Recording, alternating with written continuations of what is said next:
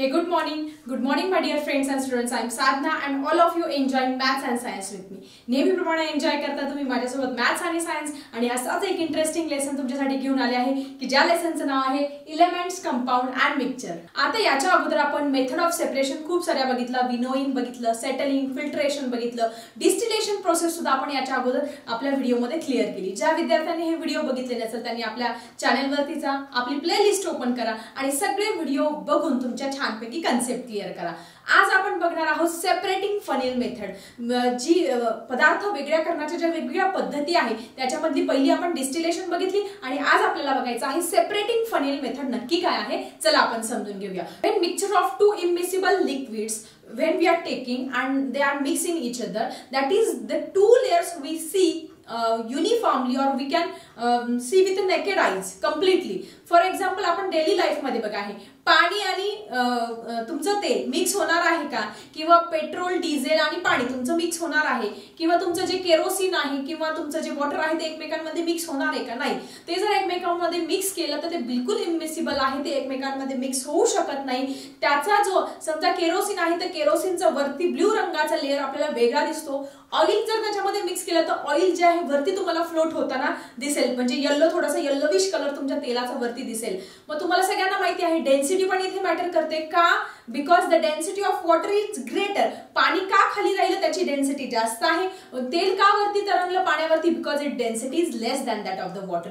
Kerosene, petrol, diesel same आहे, ते का पाण्यावरती तरंगतात, because their density is less than that of the water. पाण्याच्या डेन्सिटीपेक्षा त्यांची डेन्सिटी कमी आहे म्हणून ते आपल्याला वरती तरंगताना दिसते. मग आता आपल्याला एक्सपेरिमेंटद्वारे हे समजून घ्यायचं आहे की सेपरेटिंग फनेल मेथड काय आहे किंवा दोन इमिसिबल लिक्विड एकमेकांपासून कशा पद्धतीने वेगळे करतात. चला समजून घेऊया. So we have to do the arrangement as shown in the figure. तुम्हाला फिगर मध्ये दिसते त्या पद्धतीने आपल्याला ह्या जे एक्सपेरिमेंट आहे त्याच्यासाठी अरेंजमेंट करायची आहे. That is what we have to take. That is the take the mixture of kerosene and water in separating funnel with a stopcock. काय करायचं आहे, एका जो सेपरेटिंग फनेल आहे, विलंबकारी नरसाळे म्हणतो, त्याच्यामध्ये आपण काय घेणार आहे, पाणी आणि केरोसिन याचं काय घेणार आहे, द्रावण घेणार आहे आणि ते त्या फनेल मध्ये घेऊन त्याला काय असणार आहे, बंद करण्यासाठी स्टॉप कॉक असणार आहे. कॉक माहिती तुम्हाला सगळ्यांना, नळासारखं, किंवा आपण काय म्हणतो तोटी, ते बंद करण्यासाठी नळी असणार, काय असणार आहे, ती तोटी असणार आहे. चला बघूया काय करायचं आपल्याला ह्या एक्सपेरिमेंट मध्ये. Then what do you observe, that is the separate, there are the separate layer of bluish layer of kerosene you can see with your naked eyes and the water layer you can see with your naked eyes. तुम्हाला अगदी easily तो जो ब्ल्यूइश layer आहे तो तुम्ही जर ते जे मिश्रण आहे ते अनडिस्टर्ब थोड्यासाठी ठेवलं, म्हणजे अगदी शांत ठेवलं, तर तुम्हाला तो जो ब्ल्यूइश वरती केरोसिनचा लेयर आलेला दिसेल आणि खाली जे आहे ते पाण्याचा लेयर तुम्हाला अगदी सेपरेट दिसणार आहे. Then what the next step, that is you have to fix this separating funnel very firmly to the stand. स्टँडला अगदी व्यवस्थितपणे काय करायचं, कॉकच्या साह्याने किंवा रबर कॉकच्या साह्याने ते व्यवस्थित तुम्हाला हे फनेल अटॅच करायचं आहे. Leave the mixture in this funnel for the undisturb first few movement. म्हणजे थोड्या वेळासाठी काय करायचं, तुम्ही ते शांत स्थिर असं होऊ द्या. Then what you have to do, then there is a cock. तुम्हाला काय दिसतं, त्या फनेलच्या खाली एक कॉक दिसतोय, कॉक आहे तो चालू करायचा आहे. Then what you have to do, close that cock when all the water in the separating funnel get collected in the beaker. त्या सेपरेटिंग फनेल मधलं सगळं जे पाणी आहे ते खालच्या बीकर मध्ये जोपर्यंत जमा होत नाही तोपर्यंत तो कॉक चालू ठेवा आणि ते जमा झालं की लगेच काय करा, तो कॉक बंद करायचा आहे. In this way this is the very simple method. वरती तुमचं असणार आहे केरोसिन आणि खाली तुमच्या बीकर मध्ये जमा होणारे पाणी. किती सोपी मेथड आहे. अशा पद्धतीने आपण दोन इमिसिबल लिक्विड एकमेकांपासून या सेपरेटिंग फनेल मेथडने वेगळे केले. Clear, very simple method it is. Exam मध्ये तुम्हाला ही डायग्राम जी आहे सेपरेटिंग फनेल मेथडची ही विचारली जाऊ शकते. व्हेरी सिंपल डायग्राम आणि जी प्रोसिजर आहे ती पण खूप सिंपल आहे. फक्त तुम्हाला जी प्रोसिजर आहे ती तुमच्या भाषेमध्ये लिहायची आहे. बघा, सेपरेटिंग फनेल मध्ये वरती केरोसिनचा लेअर असणार आहे, खाली पाण्याचा. कॉक चालू केल्यानंतर वरती केरोसिन राहणार आहे आणि खाली पाणी तुमचं जमा होणार आहे. एवढं सोपं प्रिन्सिपल आहे या सेपरेटिंग फनेल मेथडचं. So student, what is the principle of this separating funnel method, that is the heavier liquid which go the liquid remain below and lighter liquid which is float on it. म्हणजे जे जड आहे, जड काय आहे तुमच्या एक्सपेरिमेंटमध्ये water आहे ते खाली जातं आणि जे हलकं आहे म्हणजे केरोसिन आहे किंवा ऑइल आहे ते काय होतं वरती तरंगत असतं.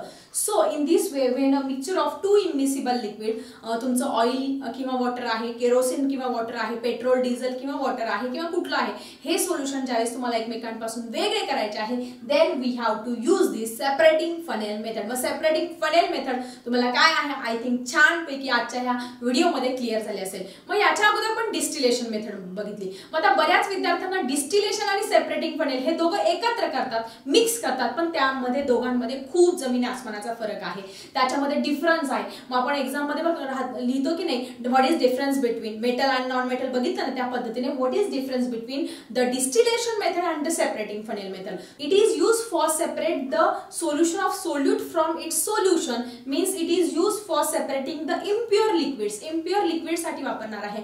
And it is use for this separating funnel method is use for separating to immiscible liquid, दोन एकमेकांमध्ये मिक्स न होणारे oil and water, oil and kerosene हे जे एकमेकांमध्ये मिक्स होत नाही त्यावेळेस आपण ही सेपरेटिंग फनेल मेथड वापरणार आहे. अजून एक महत्त्वाचा डिफरन्स काय तुम्हाला आठवतंय, that is heat is given in distillation method. Distillation method मध्ये काय केलं आपण, त्या राऊंड बॉटम फ्लास्कला उष्णता देण्याचं काम केलं, but in this method we do not use heat to separate this mixture. आपण इथे उष्णतेचा काहीही वापर केला नाही. अशा पद्धतीने एक्झाम मध्ये तुम्ही हे दोनही काय लिहू शकता, डिफरन्स लिहू शकता. सो आय थिंक तुमची सेपरेटिंग फनेल मेथड काय आहे हे आजच्या लेक्चरमध्ये तुमचं छानपैकी क्लिअर झाली असेल.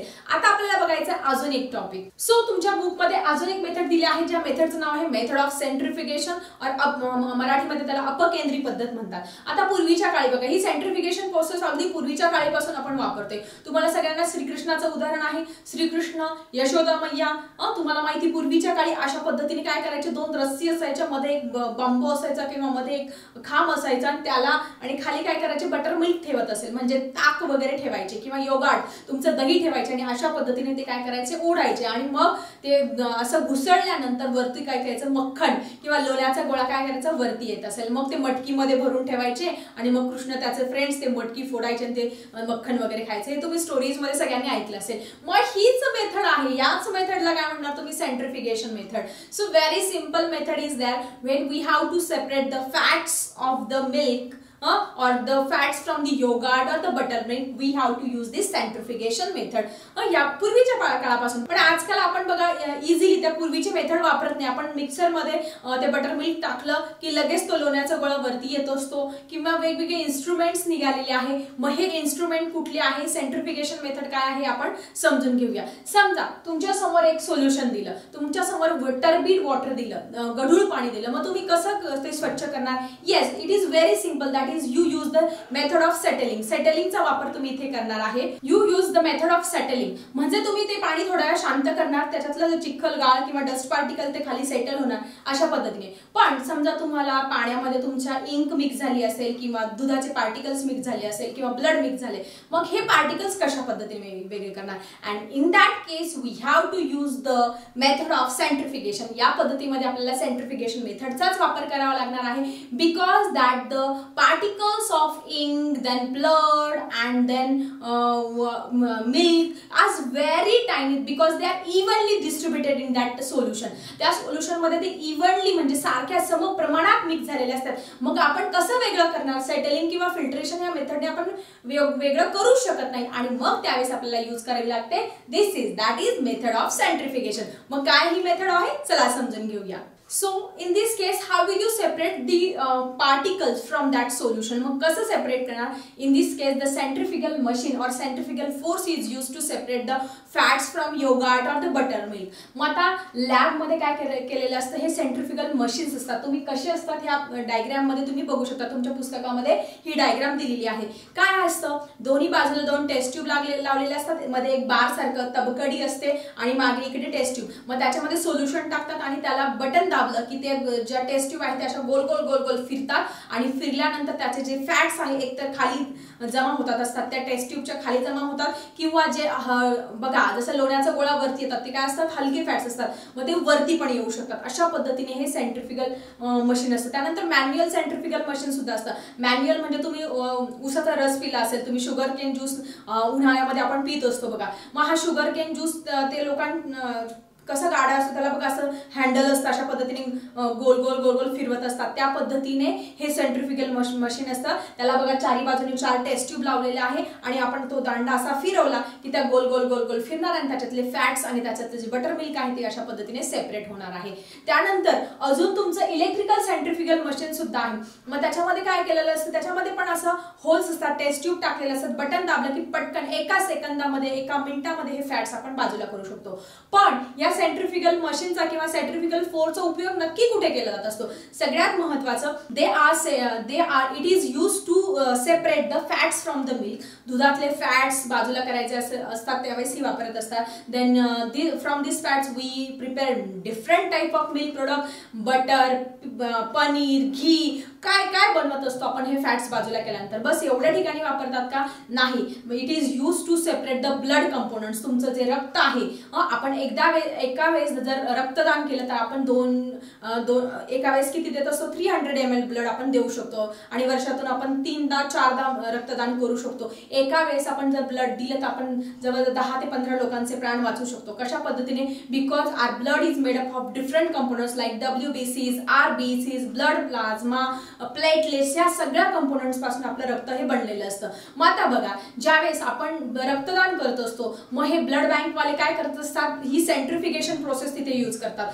कशा पद्धतीने, या सेंट्रिफ्युगेशन प्रोसेसने तुमच्या प्लाझ्मा बाजूला केला जातो, प्लेटलेट्स बाजूला केला जातो, तुमच्या WBCs, RBCs सगळं सेपरेट केलं आणि फ्रोझन कंडिशन मध्ये तुमचे जे ह्या सगळे ब्लड कंपोनंट्स आहेत ते ठेवले जातात आणि मग हजारो वर्ष, 1000-2000 वर्ष सुद्धा हे कंपोनंट्स आपल्याला खूप मायनस टेम्परेचरला ते प्रिझर्व करतात आणि मग तुम्ही जिवंत असा किंवा नसो तुम्ही हजारो लोकांचे प्राण वाचवू शकतात by this method of centrifugation. So this is the interesting centrifugation process which is used for different purposes. So अशा पद्धतीने ही सेंट्रिफ्युगेशन मेथड काय आहे तुम्हाला नक्की समजली असेल. नेक्स्ट टॉपिक बघूया आपण आपल्या पुढच्या व्हिडिओमध्ये. आय थिंक आजचा व्हिडिओ सगळ्यांना खूप आवडला असेल, एन्जॉय केला असेल. आवडला असेल तर लाईक करा, तुमच्या फ्रेंड्स सोबत पटापट शेअर करा आणि चॅनलवरती नवीन असेल तर सबस्क्राईब करायला विसरू नका आणि बेल आयकॉनही प्रेस करा म्हणजे तुम्हाला असे इंटरेस्टिंग नॉलेजफुल व्हिडिओ हे बघायला मिळतील. सो अशा इंटरेस्टिंग टॉपिकसह भेटूया पुढच्या व्हिडिओमध्ये.